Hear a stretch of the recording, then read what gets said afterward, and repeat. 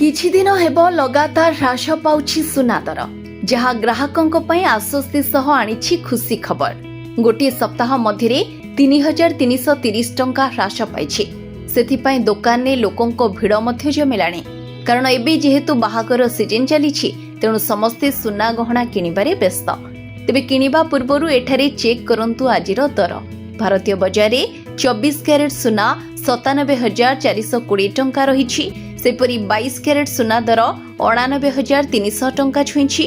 ओडिशा राजधानी भुवनेश्वर 24 कैरेट सुना मूल्य 10 ग्राम पिछा 97,420 टंका रहिथिबा बेले 22 कैरेट सुनार मूल्य 89,300 टंका को पहुंची।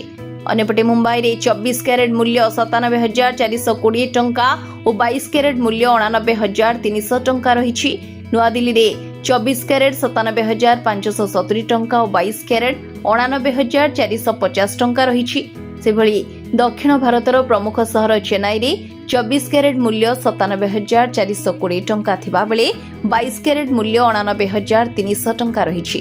पूर्व भारतर प्रमुख सहर कोलकाता रे यथाक्रमे 97,420 टंका और 89,300 टंका रही। तेबे केमिति जानिबे सुनार शुद्धता? जदि आपण सुनार शुद्धता जांच करबा को चाहुछंती तेबे आपण बीआईएस केयर ऐप रे जांच करि परिबे। सुनार लाइसेंस नंबर, हॉलमार्क किंबा पंजीकरण संख्या भूल थिले आपण सीधा सड़क सरकारक निकट रे अभियोग करि परिबे। अभियोग करिबा परे ही प्रसंग रे कोन पदक्षेप निया जाइछि से संबंध रे मध्य सूचना पाई परिबे।